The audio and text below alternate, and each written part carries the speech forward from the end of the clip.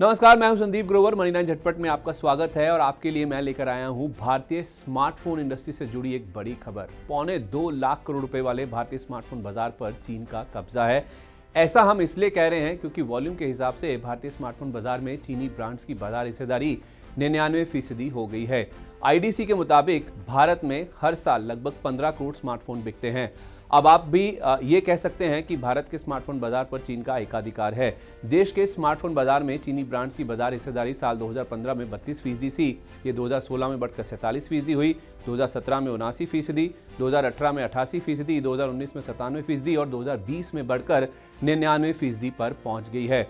मतलब भारतीय ब्रांड्स की बाजार हिस्सेदारी घटकर महज 1% रह गई है। ये आंकड़े market research firm Techarc ने जुटाए हैं। सैमसंग जैसे दूसरे विदेशी ब्रांड्स को इस एनालिसिस से बाहर रखा गया है। अब वैल्यू के आधार पर बाजार हिस्सेदारी की बात करें तो भारतीय स्मार्टफोन बाजार में चीनी ब्रांड्स की बाजार हिस्सेदारी साल 2015 में करीब 18% थी। ये अब 2021 में बढ़कर 64.5% पर जा पहुंची है और भारतीय ब्रांड्स की बाजार हिस्सेदारी घटकर करीब 1.25% के आसपास रह गई है। वैल्यू के आधार पर भारतीय ब्रांड्स की हिस्सेदारी साल 2015 में करीब 25.5% थी। 10 से 30 हजार रुपए वाली श्रेणी में पूरी तरह से चीनी ब्रांड्स का ही कब्जा है। भारत में सबसे ज्यादा फोन इसी श्रेणी में बिकते हैं।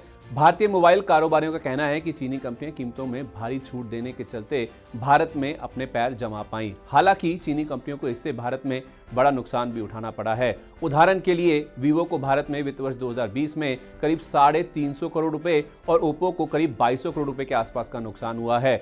हालांकि भारतीय सरकार अब पीएलआई यानी प्रोडक्शन लिंक इंसेंटिव स्कीम के जरिए भारतीय ब्रांड्स को प्रोत्साहन दे रही है। लावा, माइक्रोमैक्स, ऑप्टिमस, डिक्सन और यूटीएल जैसी भारतीय कंपनियां पीएलआई स्कीम में हिस्सा ले रही हैं। उम्मीद है ये खबर आपको जरूर अच्छी लगी होगी।